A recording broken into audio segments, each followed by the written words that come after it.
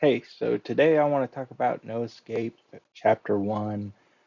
Here's a quick look at the cover. We're going to talk a little bit more about the cover and what it means for me and for this story.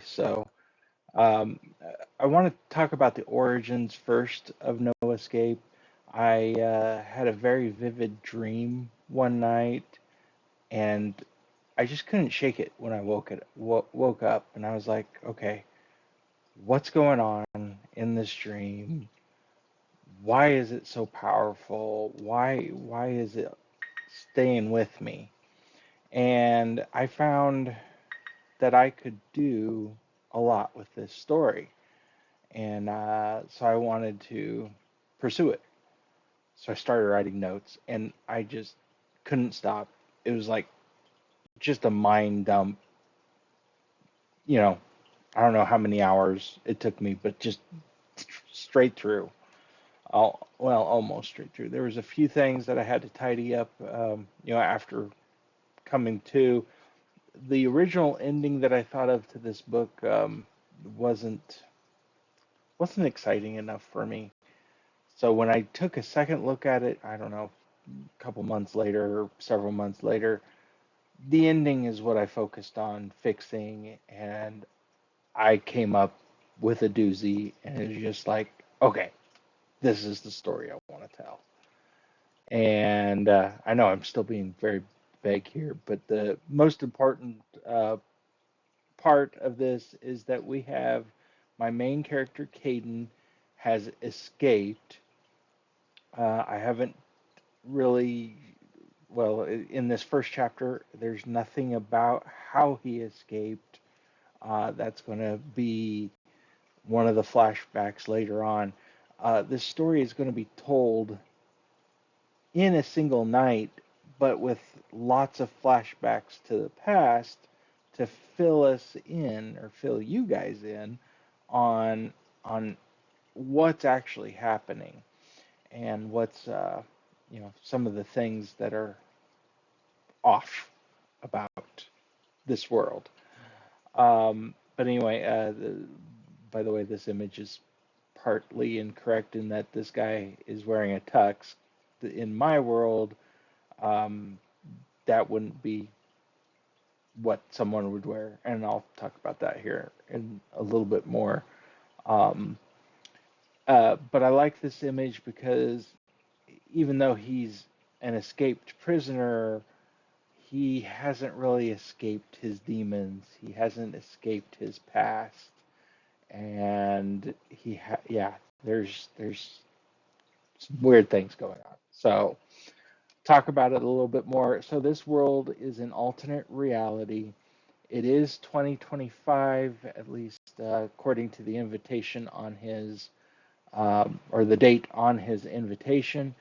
Um, and he's being invited to kind of the pre-party to his ex-fiance's wedding, and that's part of this too.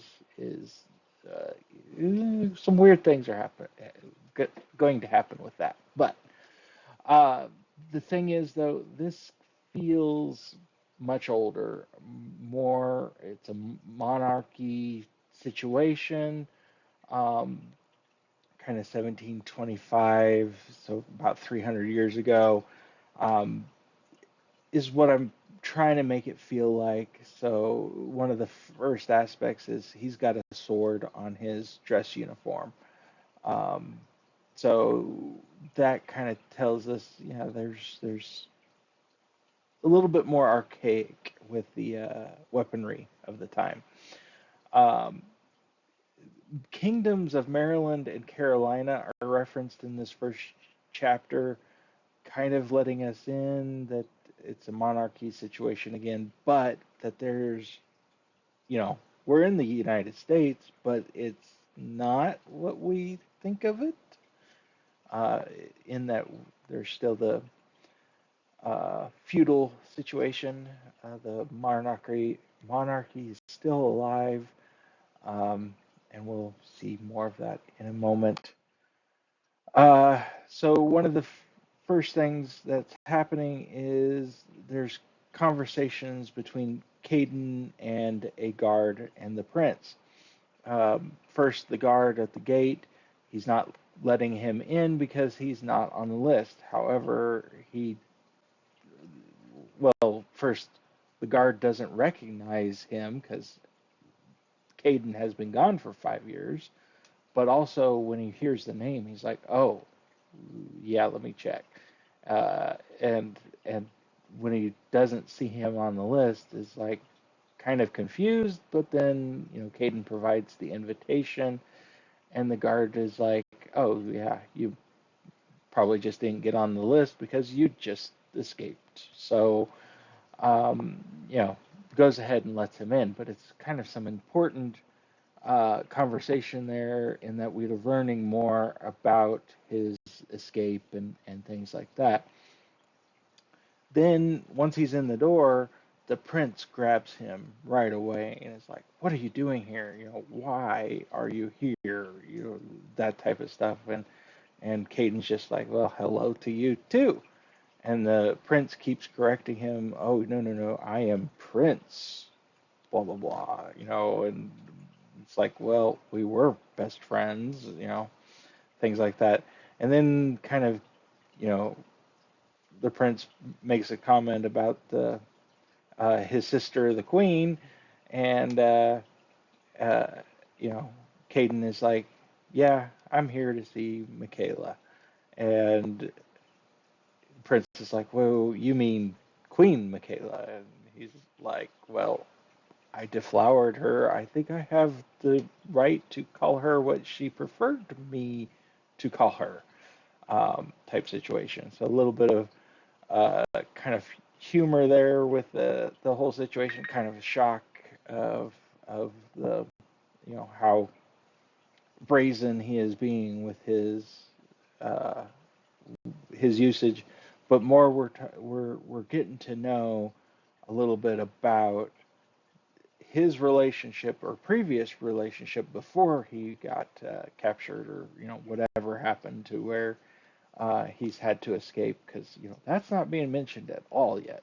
Again, this is going to be in flashbacks, um, and talked about more as he's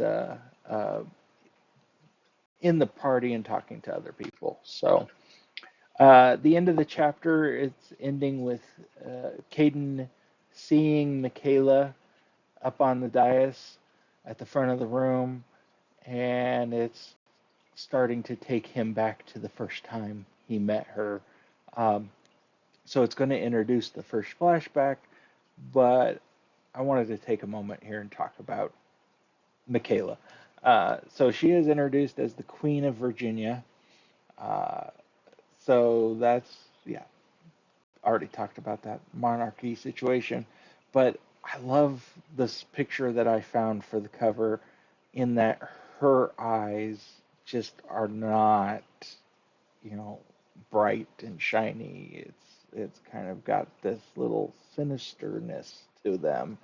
Um, Even ignoring the skull behind her, it's like she's got this role to play, this power to her, um, and that's what I was going for in this. So yeah, heck of a first chapter. There's a lot said and a lot not said, um, in this, and it's really, yeah. Now I got to figure out this whole meet cute for chapter 2, but yeah, hopefully I'll be discussing what I come up with the next time that I vlog about this book. So until then.